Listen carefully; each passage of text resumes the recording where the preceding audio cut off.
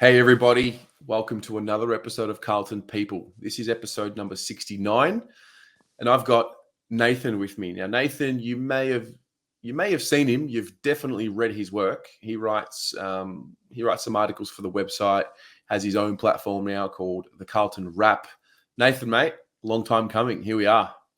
Yeah, thank you for having me, Terry. I've been very excited for the lead up to this episode. It's great to get my face around the channel. It's been a great honor writing for the channel and getting my name around your platform. For sure, mate. For sure. It's been cool to see your rise. I think before we start, because this is an interesting story, you and I, how we met, because it's very unique. So I think you reached out on Instagram. We had a brief exchange on Instagram. Obviously, we had not met, and I feel like that weekend we bumped into each other on the train.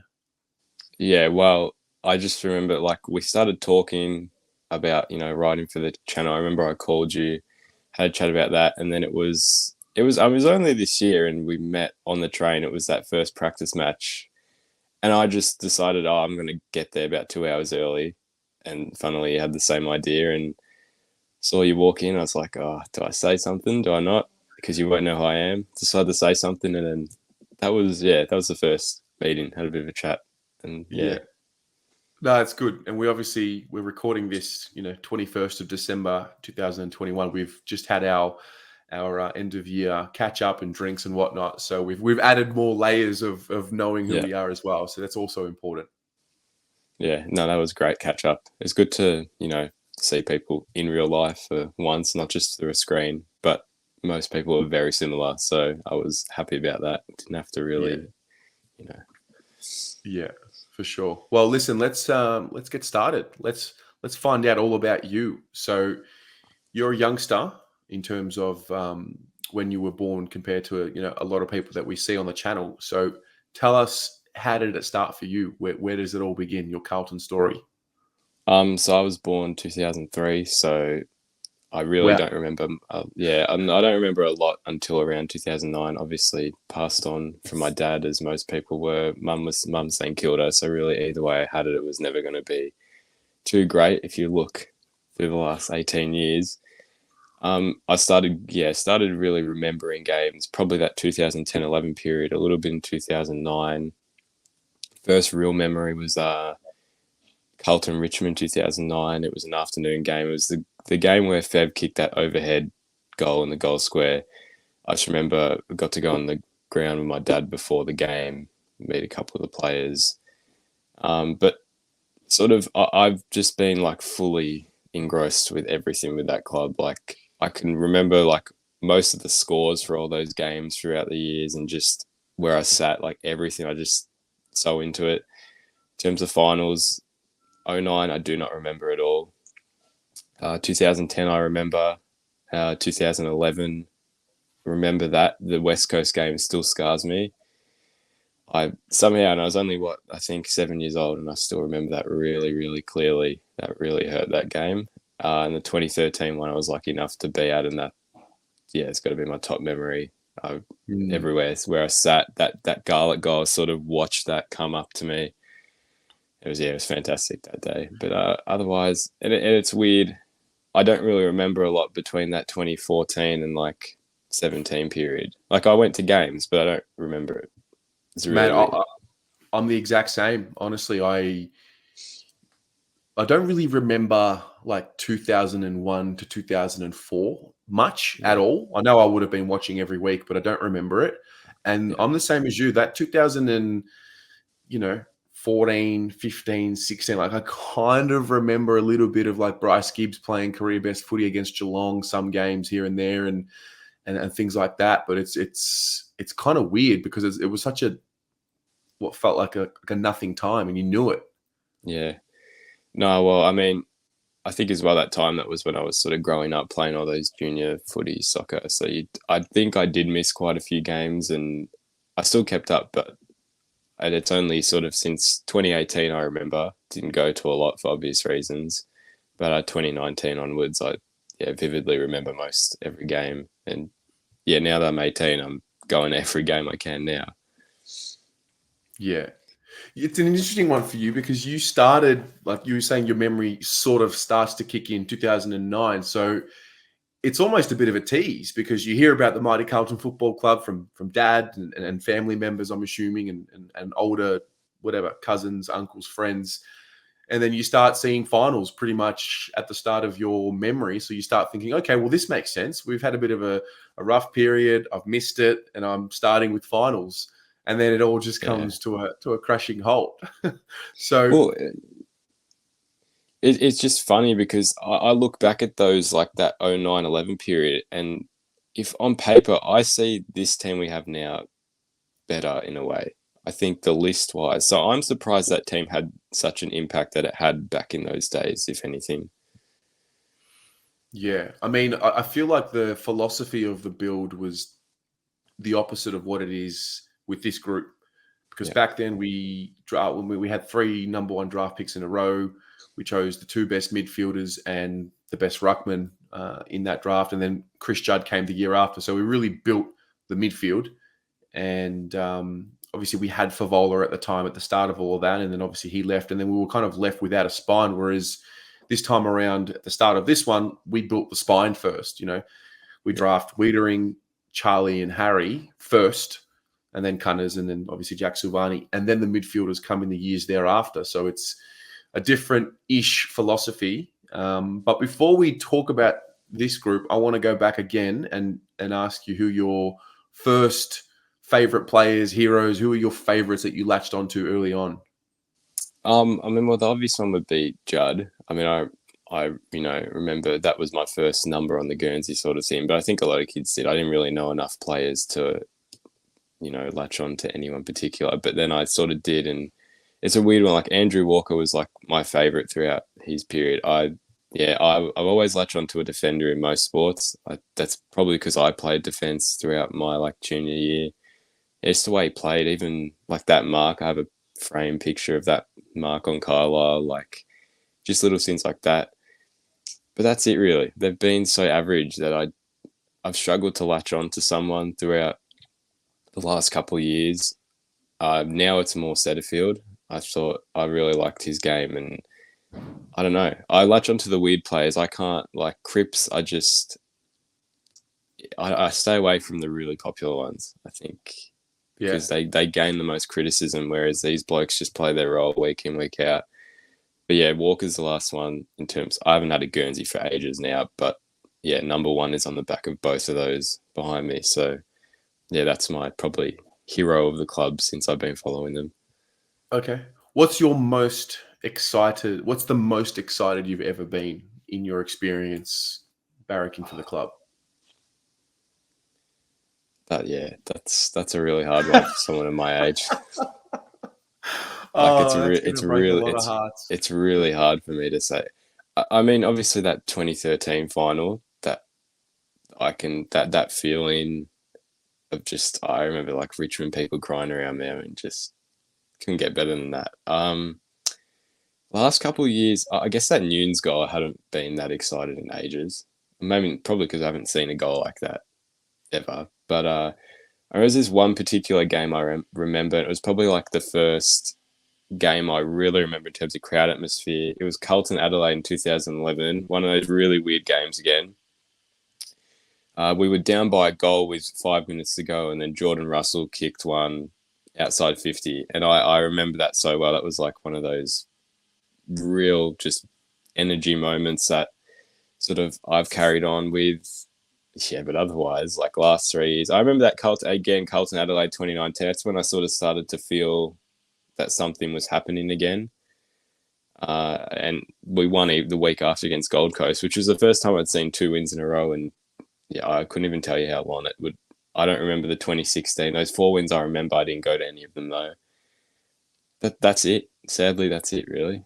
Sadly, that's it. Yeah. So on a high level, what are your, observations of the current group? 2021, we've finished, year 6 of, the rebuild or the 5-year plan as it was laid out.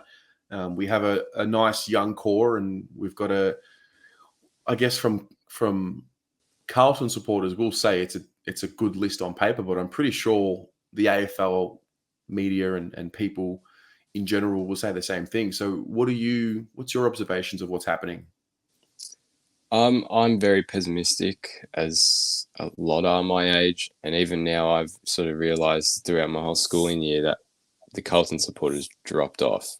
Like there were many, but you never hear from them anymore. I think the list has potential, like any type of list. You look at that Richmond list in 2017, you wouldn't have thought that they would go where they went. But my whole philosophy with the club is that you need to actually show it rather than hear, like, just say you're going to go places. So I think there is definitely a culture change. I think there is definitely something happening, but I've been tricked so many times that I do not even remotely buy into anything anymore. And I just wait for round one. And when it's a loss, when it like it usually is, I say, okay, I didn't get excited, so it is what it is. So it's just like wishful thinking at this point. I think it's fine. Like I think it's an okay group. I'm only going to say it's an okay group because if round one comes and we don't get what we want, I'll look back at this and say, yeah, I was right, or maybe I was wrong, and that's what we hope for. I watched the new Spider-Man movie the other night, and one of the quotes in there, I'm not spoiling it for anyone, but one of the quotes is, if you expect to be disappointed, you can never be disappointed. Yep. It was a good quote. It literally made me think of exactly this club. Straight away, I was like, oh, yeah, perfect. And this is what the club do. Everything you go past, everything you learn, every quote you see just relates back to the club get you, because it is special. Like there is a special, I don't know what it is. I don't know if it just is the history. I don't know if it's the makeup of the supporter base, the passion. There's just something. Like I think we know something special is there. And then the more that we don't see it, the more it's kind of like, well, there's always the hope that it's going to come. And at this point, like dreaming of a premiership almost seems far-fetched. Like I just want to see a season where we win more games than we lose. I haven't seen that since 2011, you know? Yeah, I guess the only reason I have a little bit of hope is probably because of other clubs like behind me, like Liverpool, like that I've seen winning teams. And that's the only reason I can at least know what a winning team looks like in a way. Can't say know what a winning team looks like on the football field in terms of from a Carlton perspective. Like I haven't even watched the 95 grand final before. Like I've seen bits and pieces, but I don't want to watch it in a way because I want like whatever happens to be my own memories rather than live in the past, which is what most of the older supporters do. And I have to be quite honest, I do find it hypocritical sometimes for them to be the most harsh on the football club when they have seen success. So I got to say, it does annoy me at points. I do find this generational gap between obviously the past and the present. Like you and I are, 10 or so years apart almost. No, we're 10 years apart. Yeah. And I feel so connected to the generation ahead of me, as opposed to the generation prior to me, because we literally have seen the same thing. It's because it's been 25 years, and we'll sprinkle a little 4-year period of 2009 to 2013, we'll say. But apart from that, it's just been the same thing, the same empty promises. And it's, I'm with you.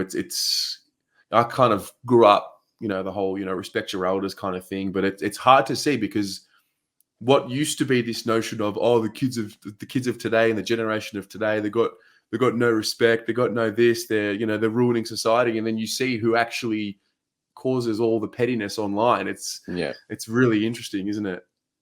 Yeah, I just like we've grown up with nothing really, and I don't really call those finals a lot because they were 2 wins. There were only 2 wins out of those 4 games, and I don't know. I look back and think, yeah, well, where did they lead us? Nowhere. I don't think finals wins mean anything, and that's where I look to this team and think, well, if we're gonna make it, I want to stay there, not doing Essendon and fall in and out constantly. I think that's just never going to help you, and it hasn't helped them.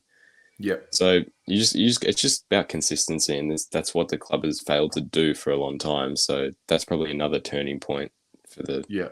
generation and beyond. Yeah. Okay. So you are a pessimist.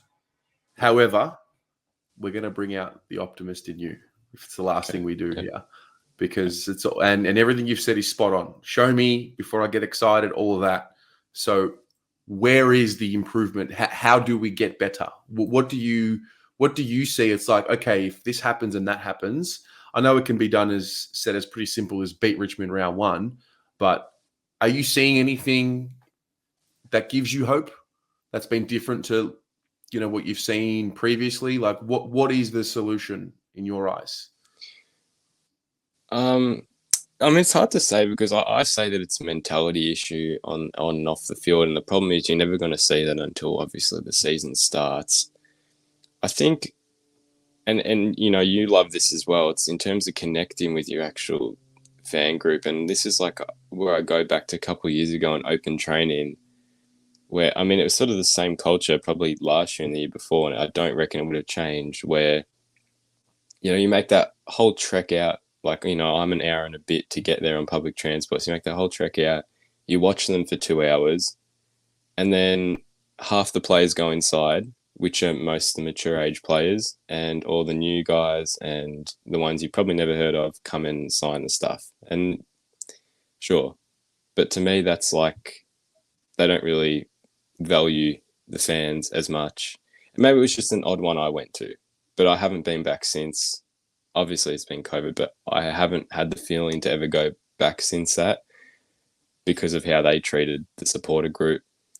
So that's something I think that I've seen change. I think they want to connect a lot more, even with Luke Sayers sending out his emails and the open training, which I can't get to unfortunately. But I'm hoping that what I see is a bit more connectedness around the supporter groups, even just the players in general wanting to go over as groups and introduce themselves and be a bit more friendly and show some change rather than just media quotes. The group's looking good. The group's like, I want to see it. You can feel it, and I think if you can feel it, that's the next step. I really think you've brought up a good point, and it's a great observation. And it's not a one-off because that has happened a lot. And I'll take you back to 2019.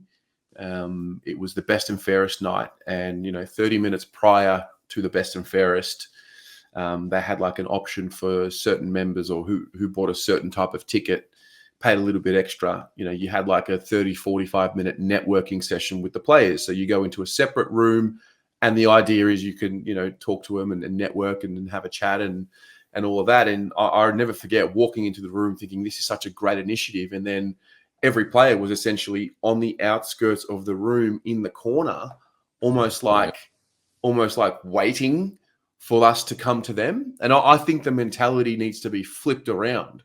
Flipped around. I mean, I remember Sam Walsh was a rookie. He came around, he was introducing himself, and I guess he hadn't been, Melbourneized or, I guess, inducted properly into the whole being a footy player ego type thing. And I actually, as you spoke about that story about open training, it reminded me of that night. It was really strange. I mean, I remember I walked up to a couple.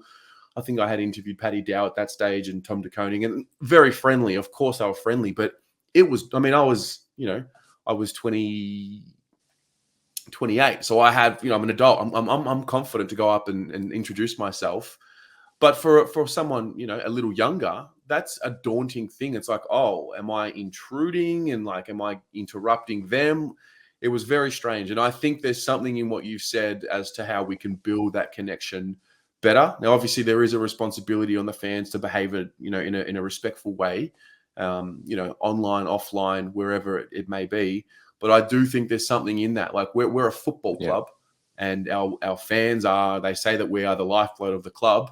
And I think it's important. I think it's important for every single player to really, especially now that we've had such a layoff from being able to see them, when young kids go to the open training sessions and take that 45-minute train, to make sure they leave the club feeling like, oh my God, wow, that was an experience. And I think I think that it's known by the club. I hope it is. But more importantly, we're going to find out on the 21st of January when we go to that open training session, Yeah, I'm and it's I've seen it. Like I've seen St Kilda open sessions only because close to me, but they do it right. They split off into four groups. Two of them do training, two of them go, and it's as simple as that. But you just need to make sure you're connecting with the fans. They're the ones who ultimately are wanting the premiership more than the players. I think fans want a premiership way more than the players do because some of them already have one by the time they're there. Not all the time, but usually you have a couple of blokes that are already there. I think it's just important. And then you probably will see on-field success. These players will want to come out and play for the people that are watching them because they've connected with them. And it might be as simple as where a couple of people are sitting every time. Really, something unique as that, but it's a, big development if you want to see change because like realistically on the field with, gameplay can be solved by some good coaching. Sometimes players might not have that skill set that they've, required. And with some good coaching, you'll see change. I don't think that was the problem last year. As much as it was coaching, there was some leadership issues as well.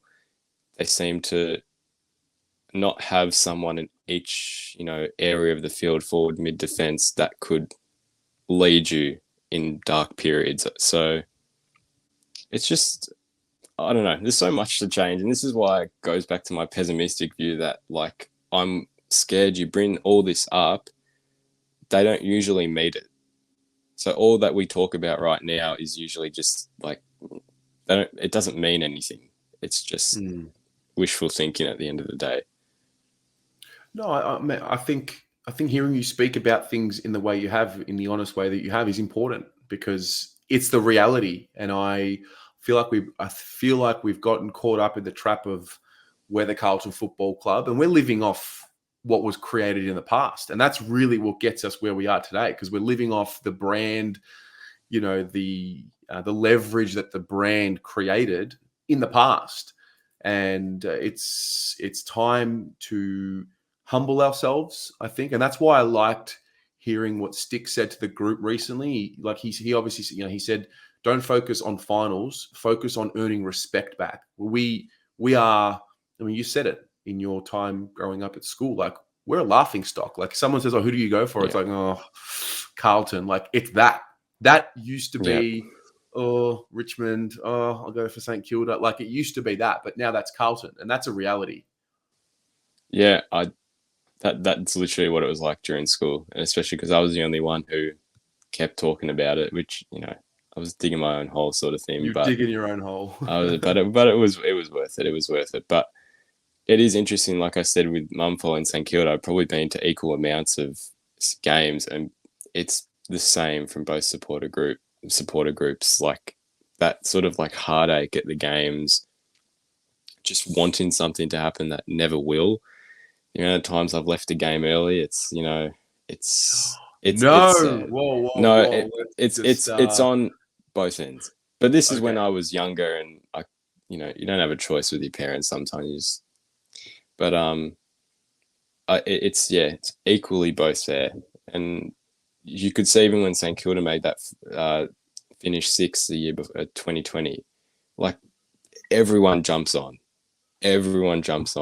So like they just need that one boost this year. And this is why I'm never going to say they're making finals this year because I want it to be the biggest shock. I just want it to be, we've made finals? Nice. Okay. Well, I mean, I think we got a little taste of it at the end of 2019, as you mentioned before. That electricity, that buzz, that was kind of like, okay, it's finally starting to turn. Obviously, it didn't eventuate, but looking ahead to 2022, how do you see it playing out? Like, I mean, obviously, you don't want to say finals, that's fine, but like, what do you see happening? Like, what's in your mind? Well, they should make finals. There's like they should. This list should. The thing is, I won't say they will. Yes, mate. They should make finals. But realistically, there's no reason they shouldn't. If you've taken the only real excuse you can say is a new coaching group, But then imagine the pressure that's going to put on 2023, assuming they don't make finals next year. In it, I feel like it would make it so much worse. Realistically, what I really think will happen is pretty much like every year where they'll start poorly and they'll finish strong in a way. So they'll get to the middle of the year and be like, this is pretty much similar to this year. And lucky that a lot of teams now are very average. A lot of those like 7 to 13 teams have the exact same chance of making those final 2 spots, which is where I think we'll be. But I don't want to be in that. I want to be a team that's going to cement their spot with 2 rounds to go. I don't care how long it takes, but I want them to have it cemented by the last round, not depending on other results. But I don't know. It's so hard to say. If there's one thing I feel like I don't know, but I can guarantee, even though I don't know, it's that it's never going to be that easy. We're always going to find a way to make it as dramatic and as we're like a movie. We're like a Hollywood script. It's just drama around the corner and twists and turns, and that's just kind of the beauty and the curse of the club. It's just one of those things, isn't it? Well, I mean, I said this to Ari that like a simple goal for that club is to win your home games. You look at every other sport, like, example, Liverpool at Anfield, no one beats them there.